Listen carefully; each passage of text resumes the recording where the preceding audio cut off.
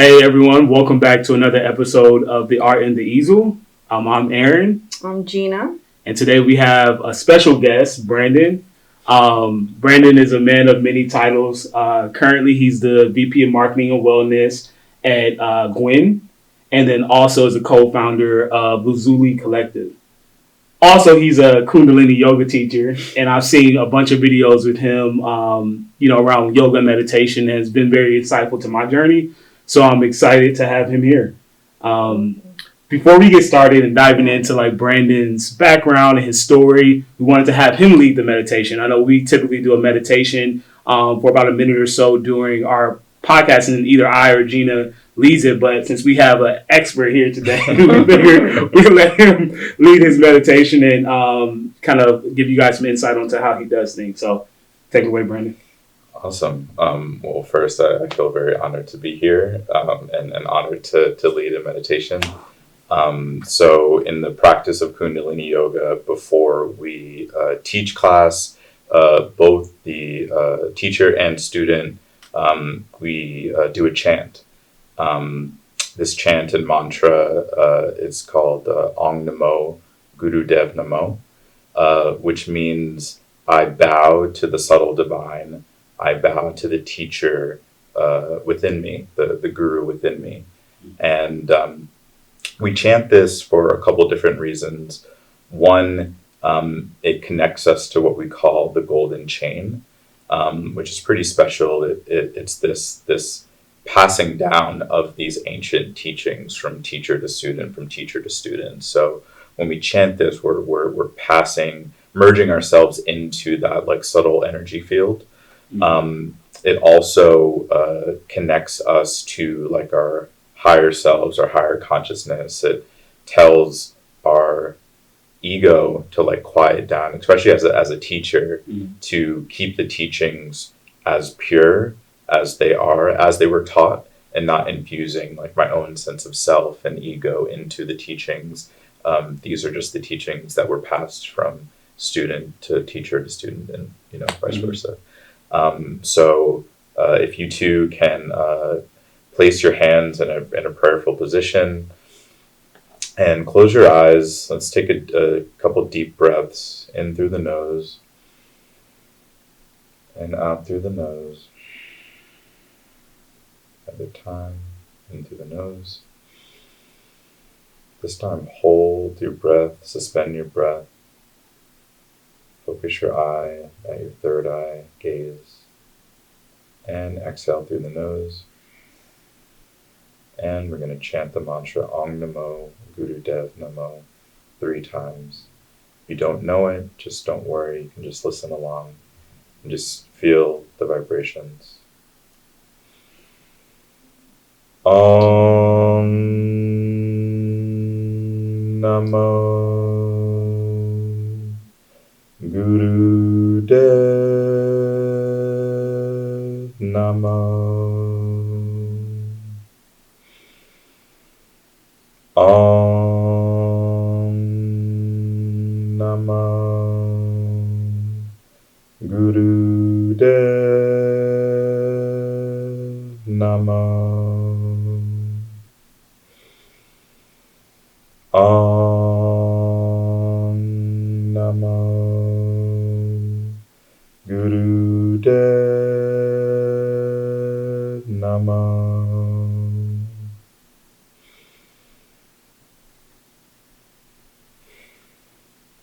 And slowly open your eyes. And so for the meditation, I think I'm going to switch it up now that I didn't know that we were on camera. And I was wondering, like, a lot of the meditations in Kundalini, it's kind of hard for like a podcast.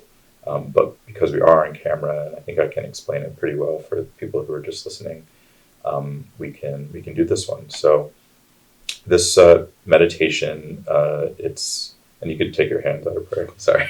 I was still in there. I feel like this whole time. Yeah.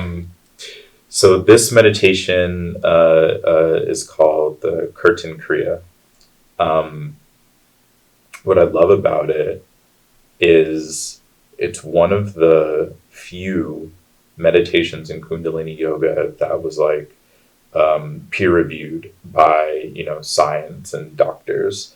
There's like a lot of claims in wellness that this can do this can do this. I think especially in Kundalini as well. But what I love is that this was like actually peer reviewed, and the benefits of this meditation are seen to help dementia and Alzheimer's. So what it does, it sort of like syncs up both hemispheres of your brain. And this is through the chanting that we're going to do. We're going to do a simple chant of a mantra, sa, ta, na, ma, which is syllables of Sat Nam, which means truth. Truth is my identity. Truth is my nature.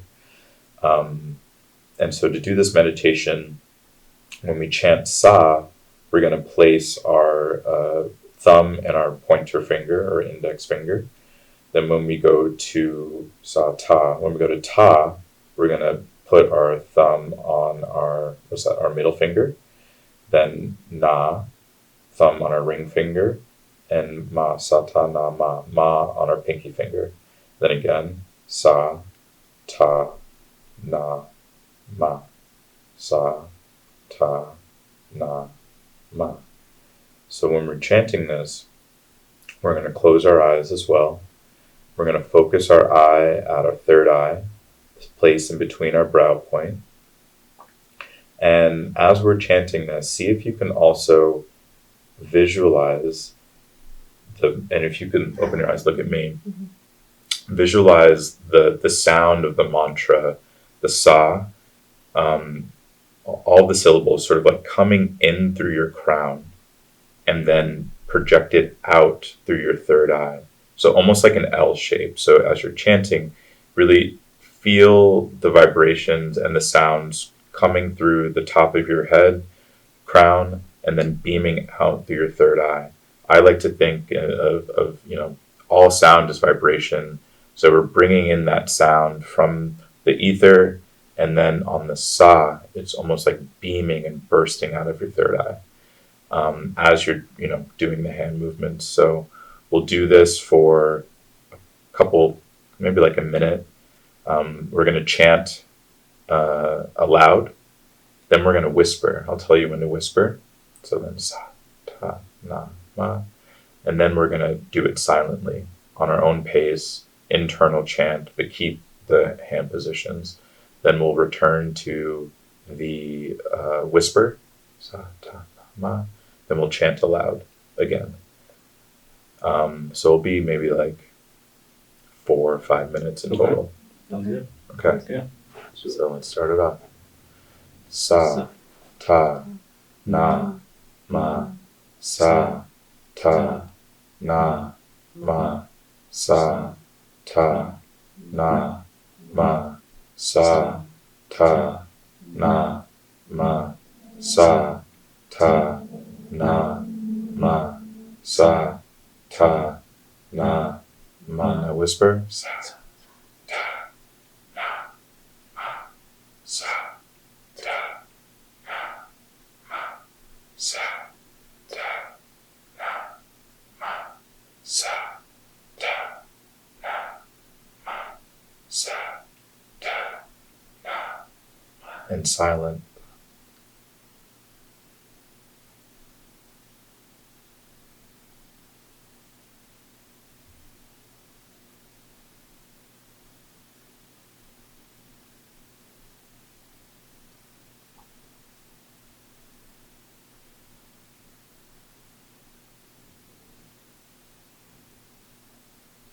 Back to whisper. Sa, Ta, Na, Ma, Sa, Ta, Na, Ma, Sa, Ta, Na, Ma, Sa, Ta, Na, Ma, Sa, Ta, Na, Ma, Sa, Ta, Na, Ma. And aloud. Sa, Ta, Na, Ma, Sa, Ta, Na, Ma, Sa, Ta, Na, Ma, sa, ta, na, ma, sa, ta, na, ma. Last round. Sa, ta, na, ma. And take a deep inhale in through your nose.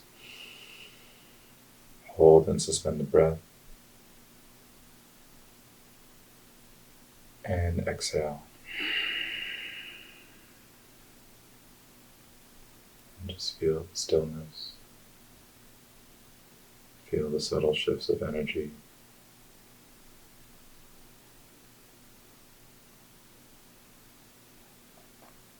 And slowly open your eyes. Salam. Perfect. Wow. Thank you for that. I appreciate you. The question about it. I noticed that the quieter we got, the more impactful I felt it coming through my third eye.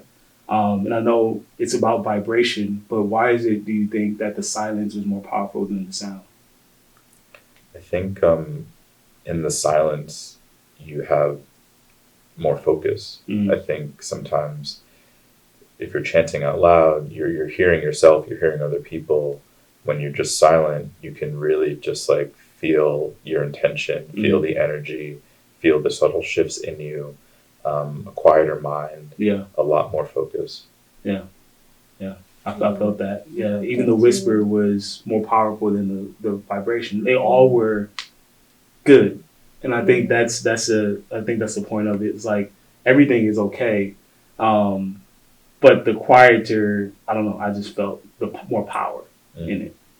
I feel like my brain let go. Yes. Of like anything that I was thinking about while doing the chant. It just was like, oh, release. Okay. Yeah. I surrender. Yeah. Felt really nice. That's the beauty of mantra and sound. Like it cuts through the thought, and you're just focusing on the repetition and that power. Where, it's just like you let go and you surrender to it. Yeah. I'm curious to hear like what your definition, your own book, your own Webster dictionary of what spirituality is. What is it to you? Because I feel like everyone, especially in the past few years, it's such a trending topic, and you feel, at least I felt, so many people have gone through a spiritual awakening, or they feel like, I feel rebirth. What does spirituality mean to you? Yeah, that's a great question. I think, like you said, especially now, there's so many interpretations of it, and no one has really asked me that too. So, for me, I think spirituality is connecting to something higher than ourselves, higher than and beyond like the five senses and like what we can like really see on this physical plane. I think there's so many different modalities to connect you to that, and that's what I love about spirituality and wellness, is that there's so many rituals and traditions and practices that you can do. Like dancing can be spiritual, singing can be spiritual, anything. I think that even cooking, things that again like connect ourselves to something beyond ourselves, something that we might not even fully grasp and understand, but we have this like deep longing for. To me, that's what spirituality is. That's really awesome to hear. That reminds me actually of have you read the book Notes on Shape-Shifting? No. By any chance? It's on the second chapter, like second act of the book, and it reads something, I might mess it up, so I'm very sorry. But it goes, the body like yearns for connection and creativity. It acts like our bodies act as radio signals, and once we connect, it's our sixth sense that brings us together, which is like very similar to what you were saying. Yeah, but you worded it really beautifully. Yeah. I feel like Gina was smirking because she knows every time she mentions a book, I like get mad at her because like I add it to my book. She always does that. Buy it immediately. And then she knows like that. I'm just gonna go buy it. I know. I feel like You've never mentioned that book just to me. goes to books. You're like, what book was that again? Let me add it to cart. Yeah. Speaking of that, what books or what things do you tap into to I guess, help you on your spiritual journey. I noticed that you were with one of my favorite men on planet Earth, Sadghuru, in the picture. And one of the best books I've read was Karma by Sadghuru. I have to read it again, but that was literally one of the books that kind of changed my perspective on a lot of stuff. So what do you tap into outside of like the spiritual leaders that I know you follow and connect with? What do you do to keep yourself? Yeah.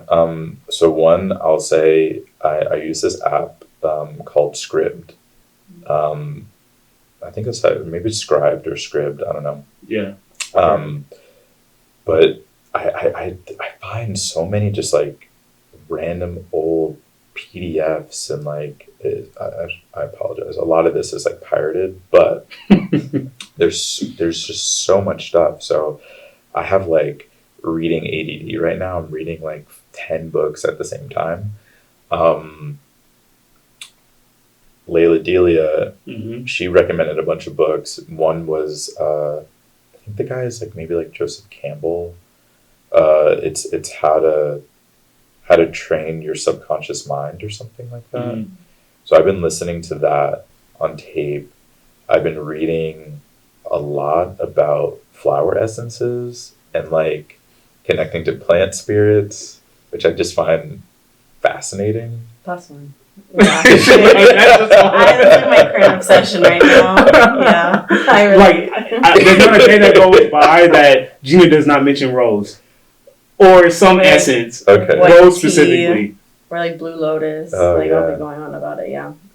I haven't connected with a lot of flower essence tribe. Yeah. And like I feel like I'm just like on my phone by myself and just like obsessing and like reading. So like either on camera or off camera, let's please talk about flower essences. Sure. Yeah, I have a lot of book recommendations too. There is one that like goes into every single level and pillar of each flower, and like I'll always refer to it. It's like my flower dictionary, so I'll share it with you. Yeah, it's cool. So I'm doing a lot of that right now. I'm reading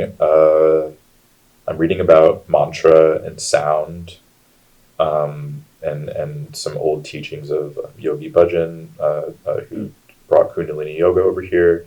Just even as I was preparing for this and picking a meditation, I was looking at my teacher training book for yoga, and I was like, I feel like I need to read this again. Like, there's just so much information that I kind of just like browse through just like as I was studying and like trying to, pass my test. And I'm just like, okay, like now that I've been doing this for a while, like let me become a student again and like really dig deeper into this, because it's someone told me, I was recently at someone's house, and when I met him at a grocery store and I asked him his name, I knew he had sort of like a spiritual name. I thought it was because of Kundalini Yoga. So I asked him and he said yes, he confirmed.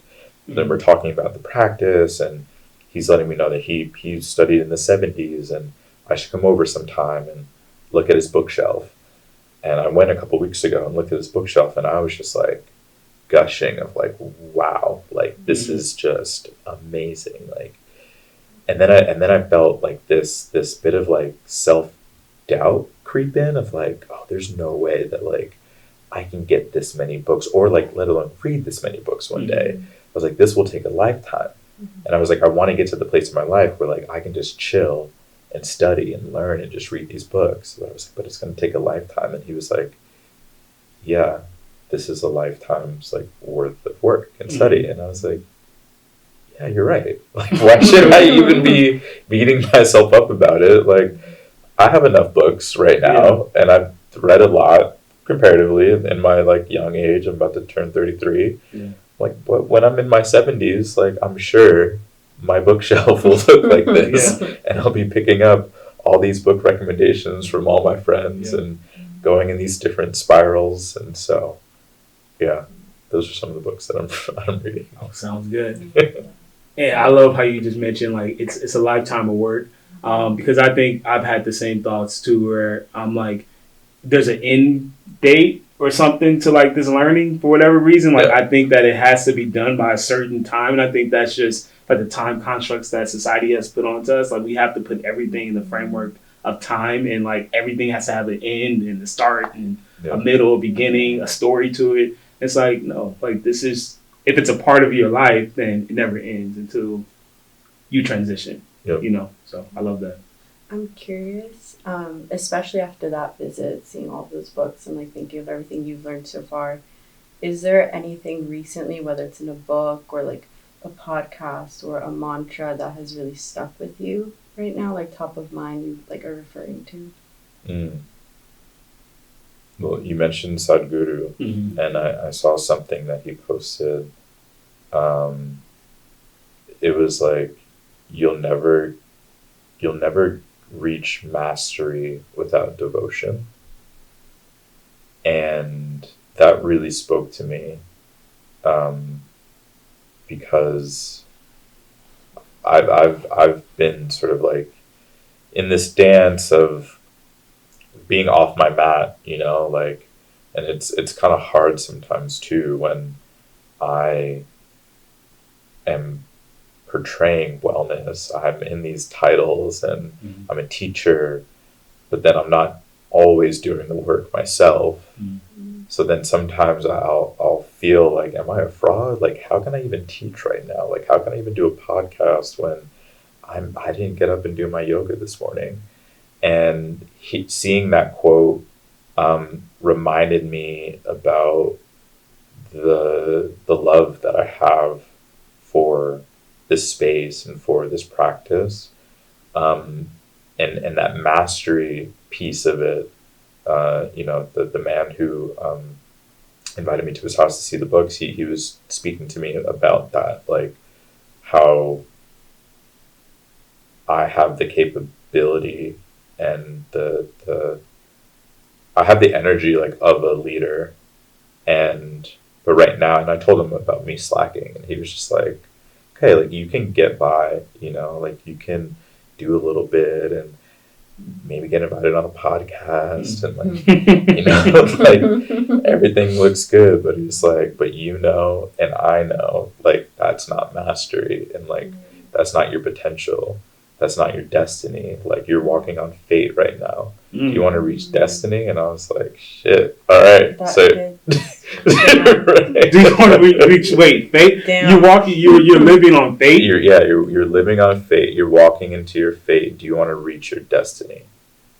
That's so And that floored me. So then, like the next day, I saw that Sadghuru quote about devotion and mastery, and then I saw a Kobe Bryant thing about like getting 1% better every single day, and just reminded me of, you know, Kobe waking up every morning 4 a.m. hitting the jump shots in the gym, and me when I wake up sometimes I'm just like, my mind's like, you go on your yoga mat, do your chants, do your thing.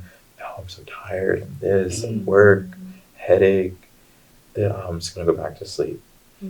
So I'm just like cheating on myself like every single day. And then so this past maybe like 2 weeks, I've been like back in my flow, and it feels so good. Yeah. It feels so, and it's reminding me of the devotion of the like, okay, like I'm doing this because I love this. Yeah.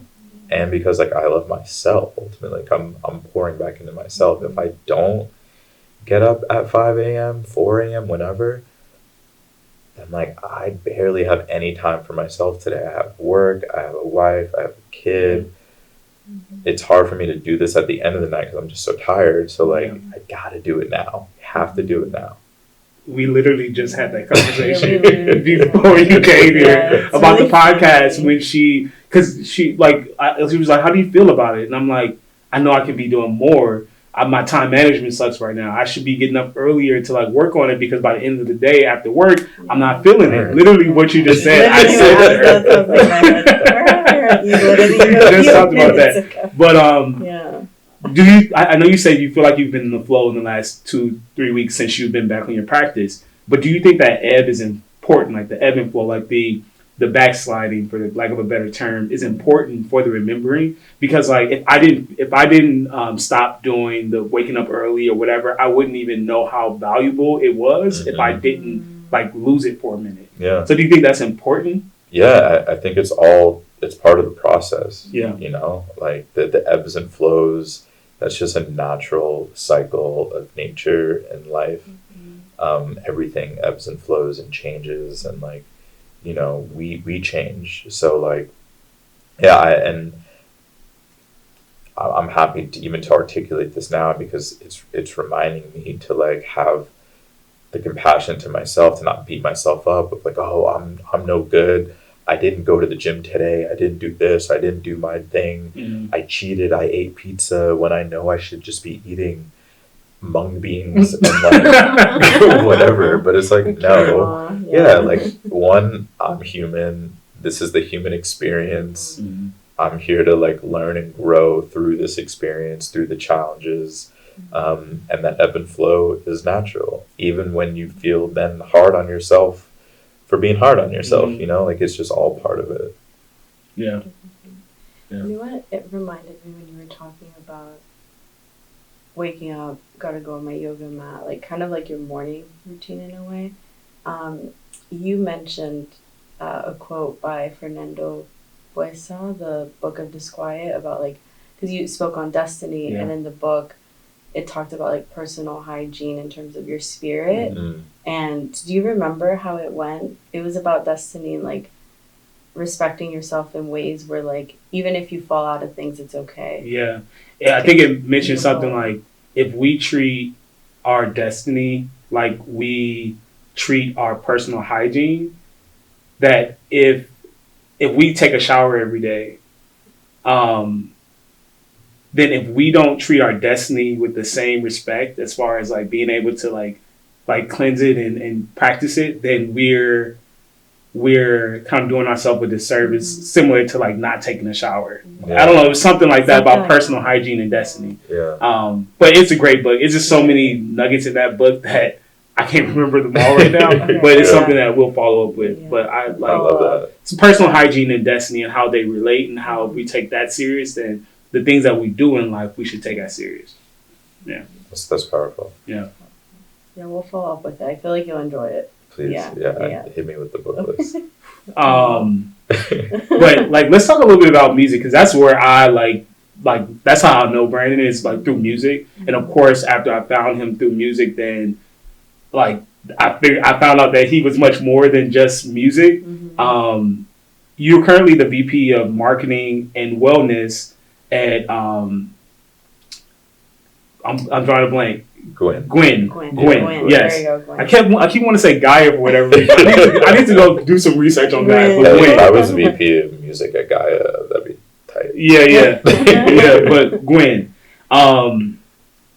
tell me about that, because like I made a kind of a comment before we got started. I'm like, I have a feeling that the wellness aspect wasn't a part of the job description on LinkedIn when you applied for it, and that you had some doings into getting that VP of Marketing and Wellness title. So tell me about what you do there and the intersection of music and spirituality for you in this new world of music. So I've been working in music my whole career, even started interning when I was in high school. Places like Bad Boy and Rock Nation, especially like the Bad Boy days, like it was still very much like get the cheesecake across the bridge sort of like culture, like very toxic hip hop, you know, shit, which was cool for a little while. But a part of me was like, this just isn't it. Like, I love music, art, but you know, I just had enough of it, and was going to school in was going to college out in LA. Really saw that tech was becoming a thing, especially in Los Angeles. It was maybe like the first year they were saying like it's Silicon Beach, you know. Part of me always wanted to work in tech, but I didn't want to move to the Bay. And suddenly there were all these like music intersection sort of jobs opening up in LA. So I had this big idea, and I was like, I know that working in tech is going to bring me back to music and culture. They're always, tech companies are always going to need a culture guy, always going to need a music guy. So started doing that dance first at Belkin, consumer electronics, chargers and iPhone cables, then Snapchat, eventually TikTok, you know, where we really connected. And throughout that journey, I would say that my identity and like my sense of self and my worth was like completely tied to my job. You know, I introduced myself as I'm Brandon at this company. And after I left the company and really saw that, you know, and I departed on some like, you know, sort of like bad terms. I was like laid off, and it was a very like traumatic experience. Right before, you know, my equity vested, and I was just like, I had nothing, you know, felt like my worth was just like completely gone. And no longer would people respond to my emails. You know, when you're working in partnerships, everybody's going to respond to at TikTok, at Snapchat. Like, so I was like, okay, cool. I'm emailing Kanye. I'm emailing Jay. Going to the parties, going to the tours, emailing from my personal Gmail, no responses. No more red carpets, no more festival backstage. And I'm like, what is my life now? Who am I? So through the grace of God, I was at a music festival, went to a Kundalini yoga class at the festival, and just had this like out of body experience. All of the grief and sadness and fear and anxiety and low grade depression that I was like holding on just got lifted. And I started diving deeper into the practice and fell in love with it. And then once I, you know, transitioned back into music, it was so funny that we saw that guy here on the way here because one of my old coworkers. I remember once I jumped back into the job market. I was like, okay, like I can never let my employer like become me. I can never tie myself too close. And then especially once I then went to AWOL and I went back to a label, and I was like, okay, now I'm going to be working with artists again. Mm-hmm.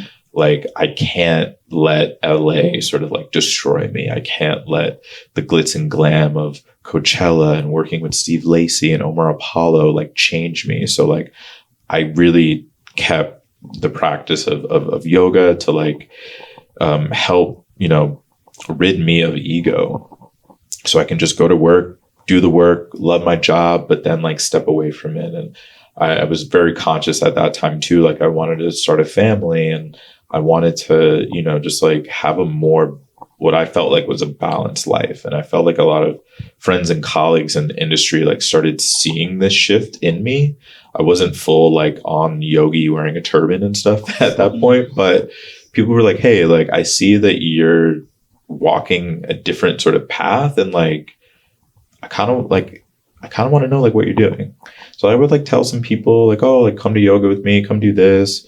And the shift like really happened over COVID. I was working at TikTok, and I just saw a lot of people, you know, just struggling because of COVID, the isolation, the work from home. And that's when I really started consciously like building this intersection of like wellness and entertainment and music.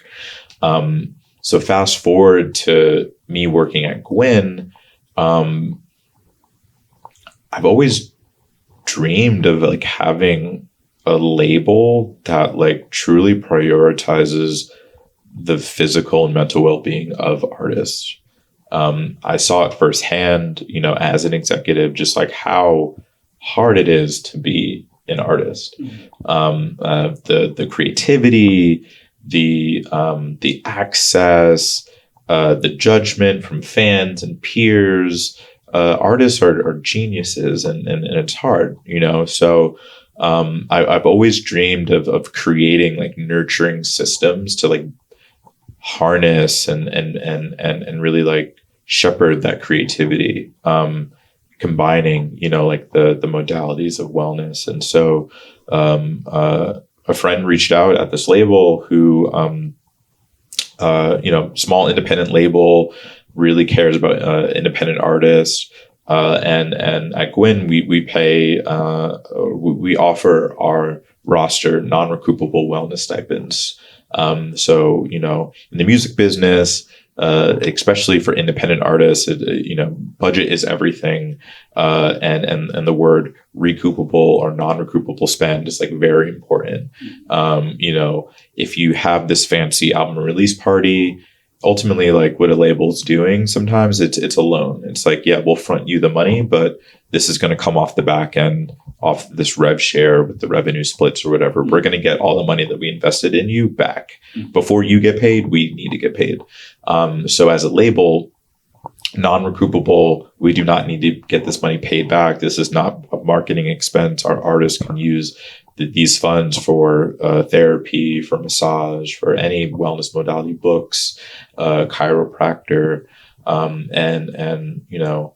I think a lot of us, when we have any benefit, sometimes it's like the benefit's there, but how do you actually use it, and like where do you go? So when they offered me the role to lead the marketing team, I was like, please add wellness to this title, because I want to build out these programs. And I also want to like redefine what wellness really looks like. Like, yes, we can give you the massage and therapy and everything like that, but how can we truly make this label like the best home for an artist, outside of just the things that we give them, but the way that we talk to the artist, the way that we even present information, the way that we maybe if we have to say no to an artist and we have to decline their budget, or what happens all the time in the record business, hey, I want to put my song out next week.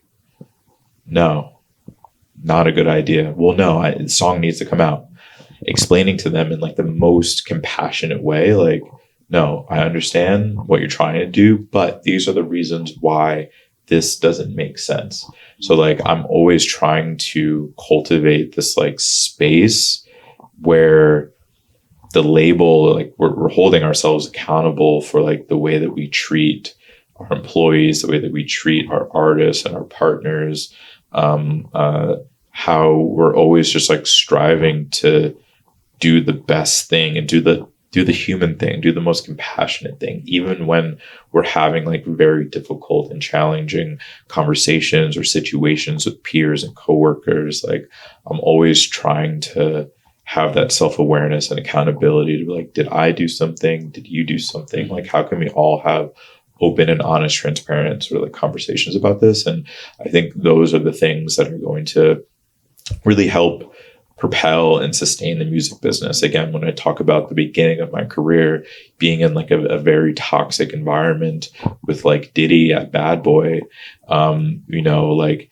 having those tools, that there was like a wellness officer, like with Jay-Z 20, 30 years ago. I feel like Jay now is like just now speaking like, yo, like, yo, B, this therapy shit really works. And like, yo, the Orisha is like, yo, this shit's cool.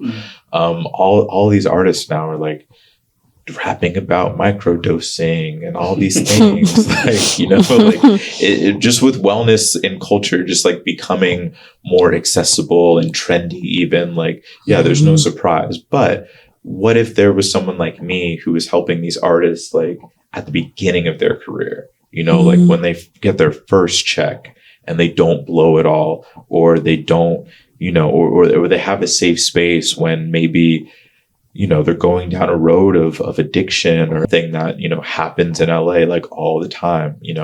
I've been through the ringer. So now like I'm trying to like pay it forward as much as possible, not only to artists, but executives.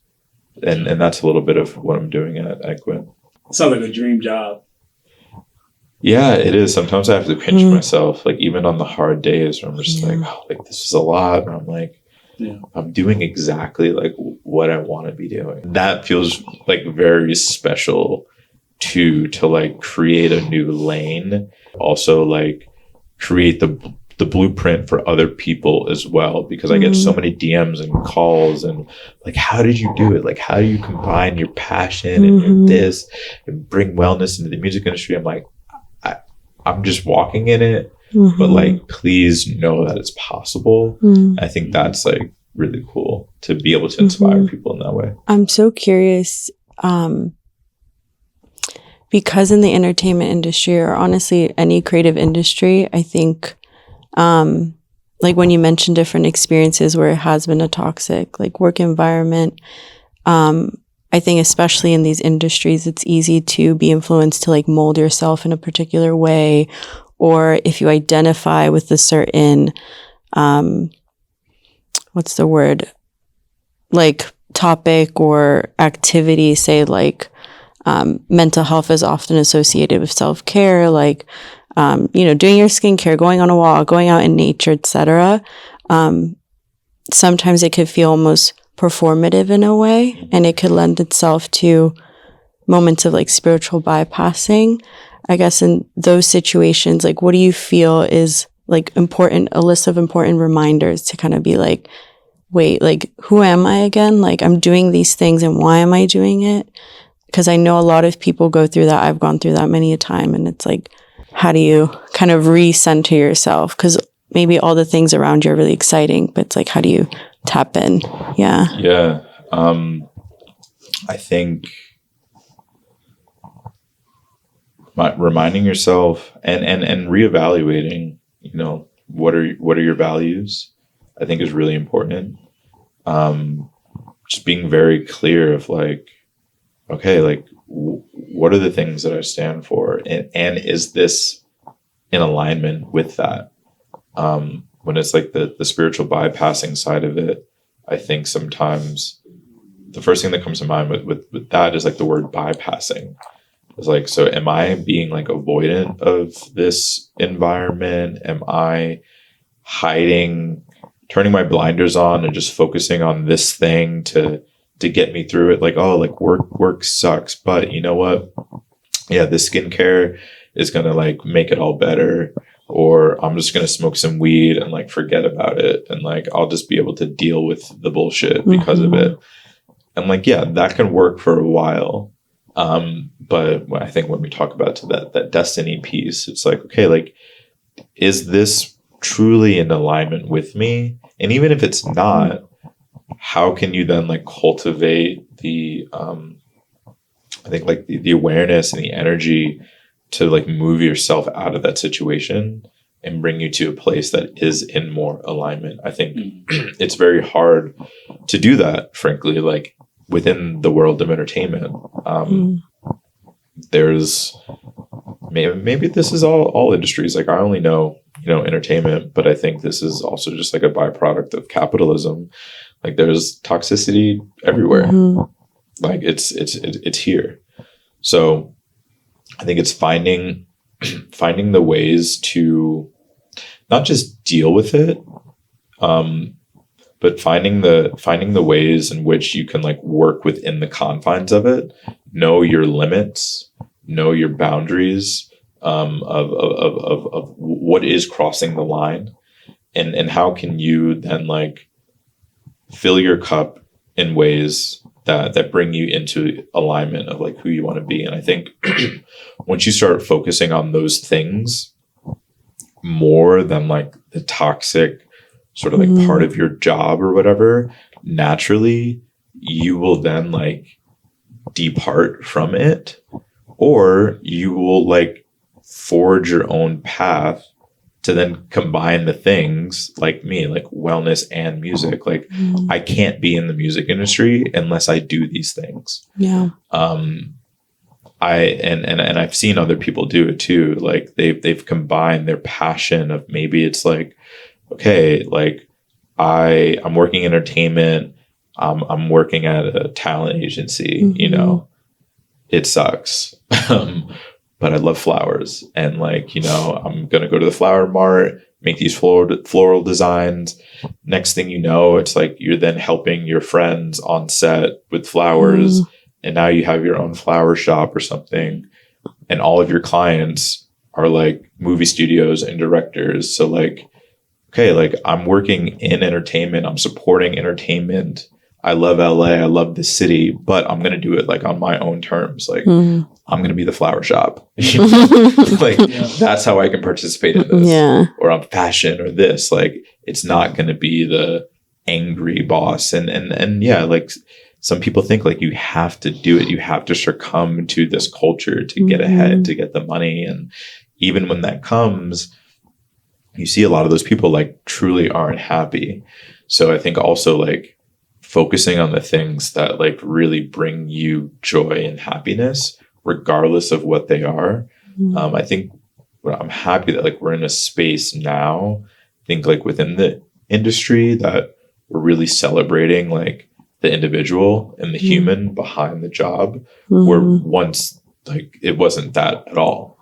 So now it's like when you do find the assistant at CAA is the flower girl, you're like, wow, cool. Like, do you have a book about roses? Like, you know, like people are celebrating that now versus before it's like, shut up, send me the fucking email. So yeah, I think, you know, the values, putting in the alignment and like really focusing on like true happiness and defining what true happiness is for you too, like not what like society and your surroundings say, which can also be hard too. Saying from Jesus, being in the world, but not of it. Mm-hmm. And like you can be in a space, but not really be of the space, and you create your own space within it. And eventually that space can change. And I had to learn that, you know, like, and that's why I love the spaces in which I occupy,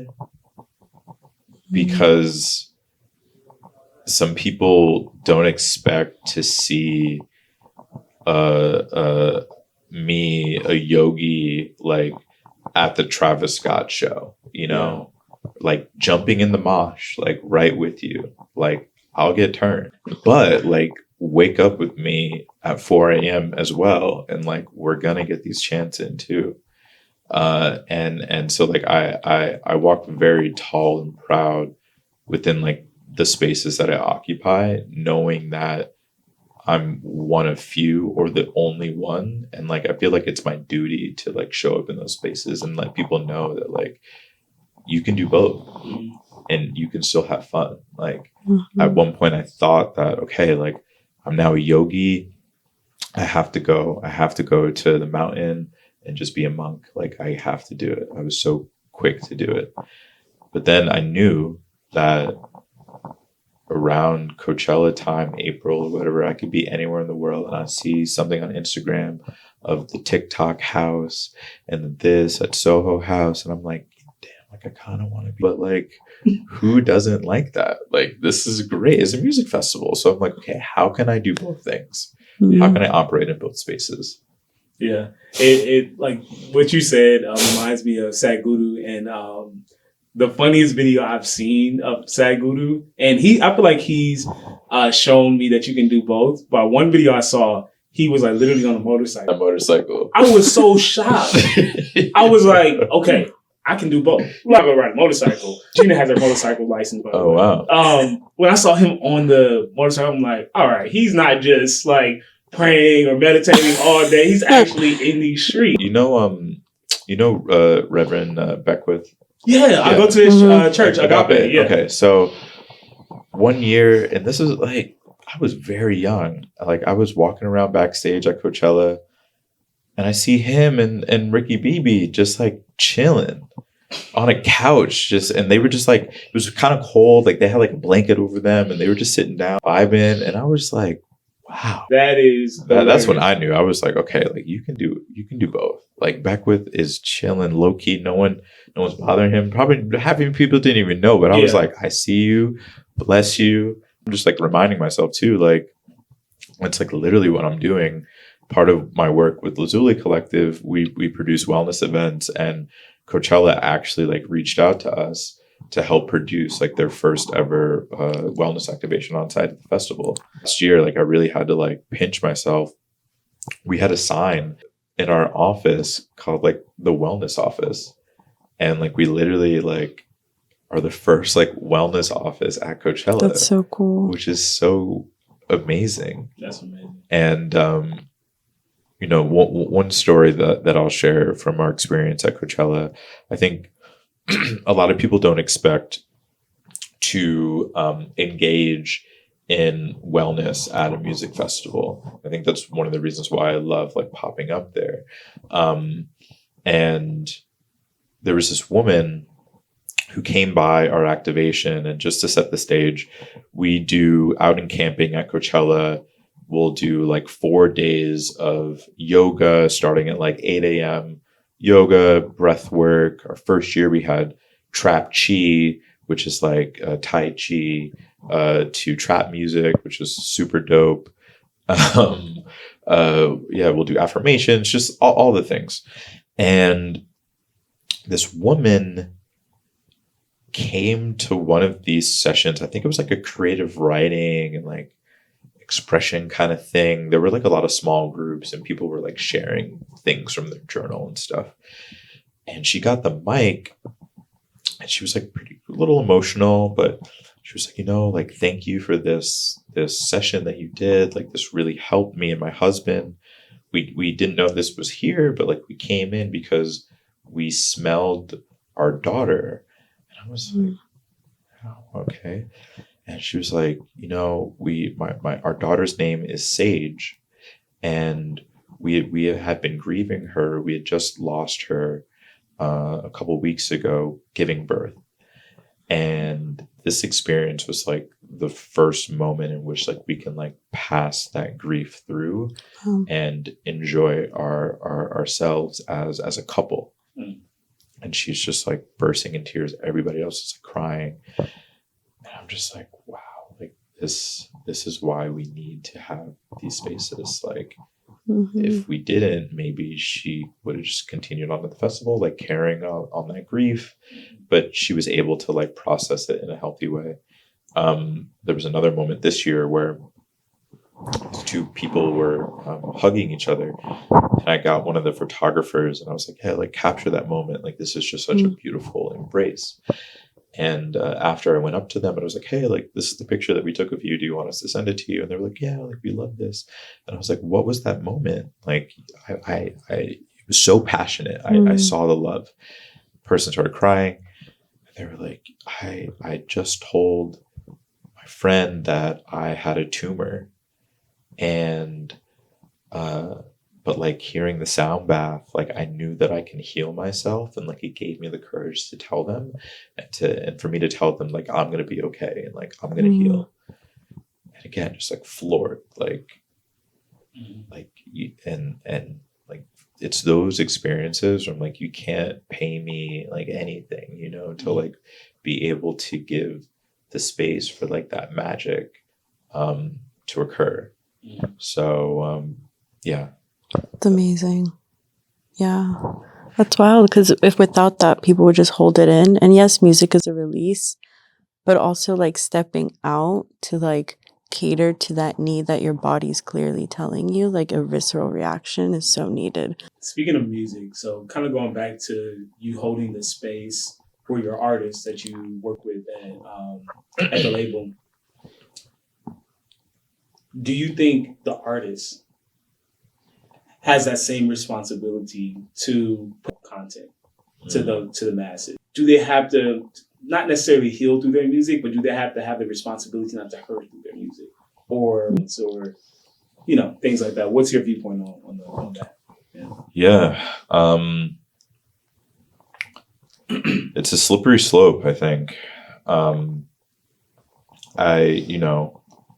I appreciate all forms of art, even the art that like really challenges me, or I could even have like an aversion to it. But sometimes I like to like dive deeper into that of like, okay, like why am I even having this reaction? Like, what does this mean? I'm just kind of that kind of person. And I think that's some of the point of art, like, is to poke and provoke. I think our music in itself, like you said, is healing.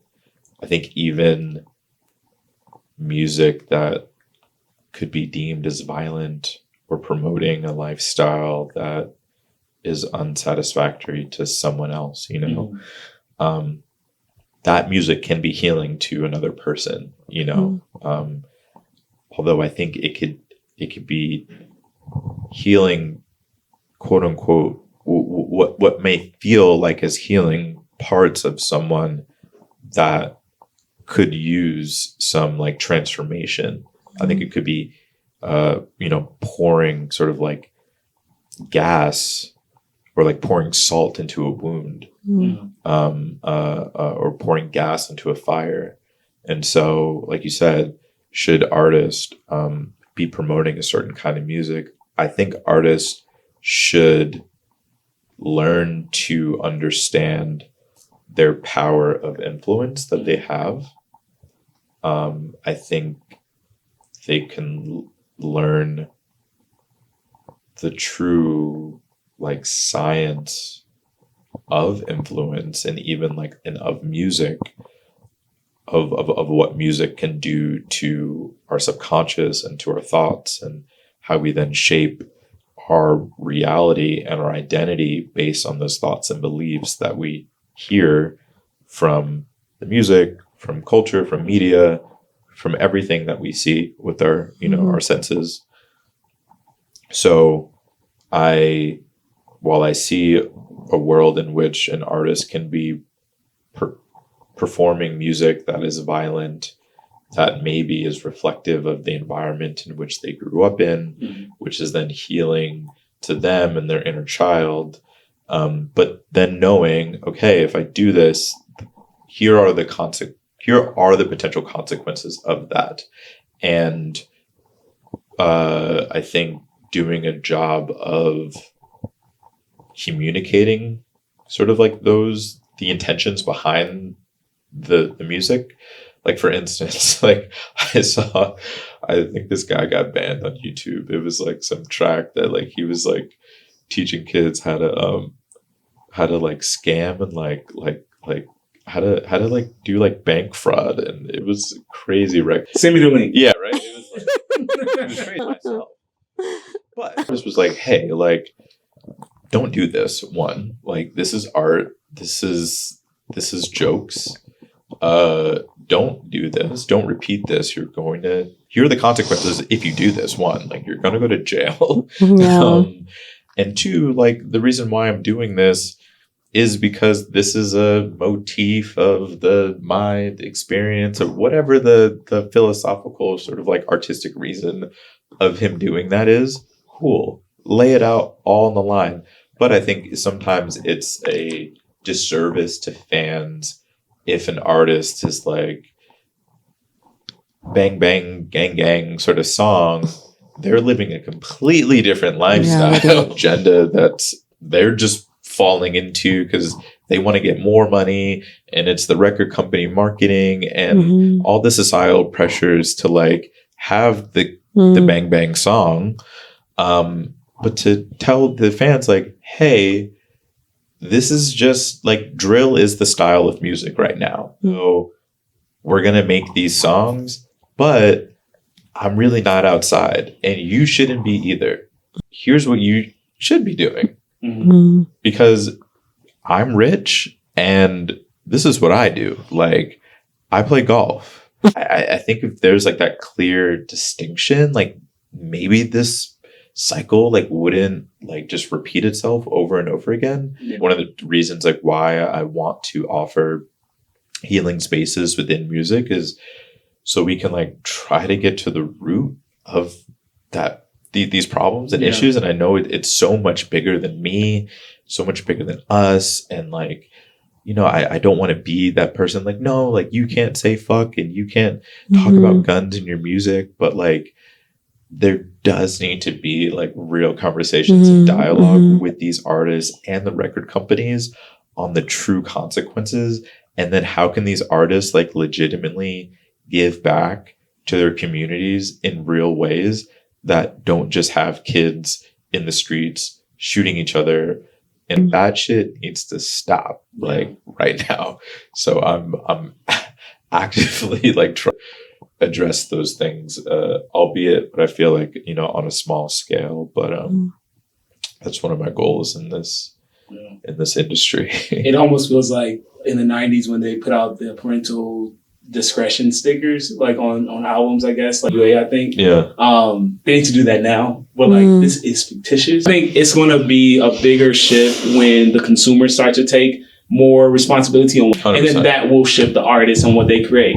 Because people stop consuming that content and they realize, oh shoot, and I just like watched They Clone Tyrone over the weekend, and they kind of talk about this same like theory of like music and how it's kind of hypnotizing. But if we as consumers say, I'm not going to listen to that because I know how it makes me feel, and the artist will then start to create different music. So I think it's going to come with the consumers first.